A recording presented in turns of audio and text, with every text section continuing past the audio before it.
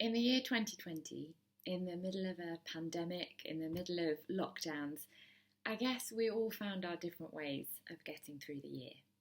Those kindnesses that we showed to ourselves and others, the moments that we stole to take a long, slow, deep breath in the middle of all the madness. Maybe you found it in a good book, or got lost in Netflix, or maybe you began to grow a garden. But for me, back in the deepest, darkest April of 2020, when the world was hurtling through all the uncertainty of that season, I fell down a wonderful rabbit hole of shepherding Instagram accounts. Stay with me. Shepherds and farmers for whom the world kept turning. Spring was coming, which meant new life, little bleating messes making their way into the world. You see, all the cycles of nature keep on going, and in this new technological age, shepherds, and shepherdesses particularly, were taking to social media to film live lambing, showing the slightly rougher side of farming life. I became fascinated, but there was one moment that brought me up sharp. It was a film that came with a warning that this would be bloody, that this wasn't for the faint-hearted.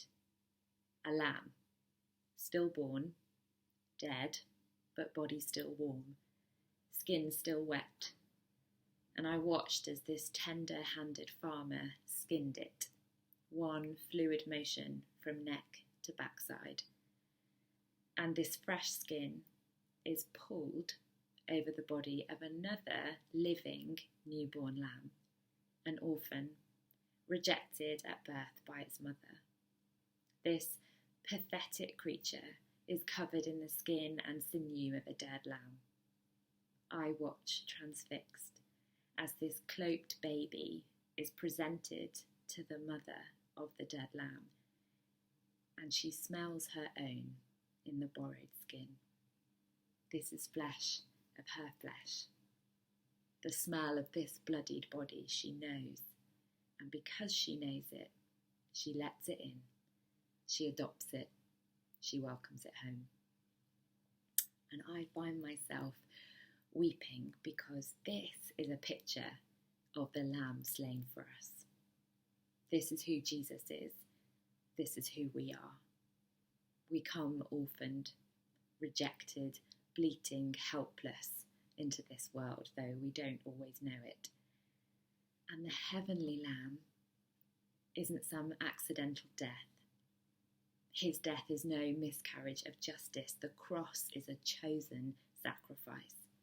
This is a body given, a life willingly laid down so that we get to come clothed in the blood of the Lamb, so that the Father will know us by the Son, and so that we are forever welcomed home, every day, for all eternity. You are the Lamb welcomed home because of the Lamb that was given for you. And maybe that changes how we live now, because it means that we don't have to wait till we get to heaven to finally become somebody that God can love forever. Instead, we live in the fullness of our identity in Him right now, today. The writer of Hebrews tells us that by a single offering He has perfected for all time those who are being sanctified. The Lamb has won. The sacrifice is made. We have been accepted and welcomed home. It's done. And now for all eternity, we live out this relationship of adoption. This robe, this clothing, this covering, we grow into it. We are meant to become more like Him from the inside out. What might that mean for you today? Where are the places that Jesus wants to make you more like Him?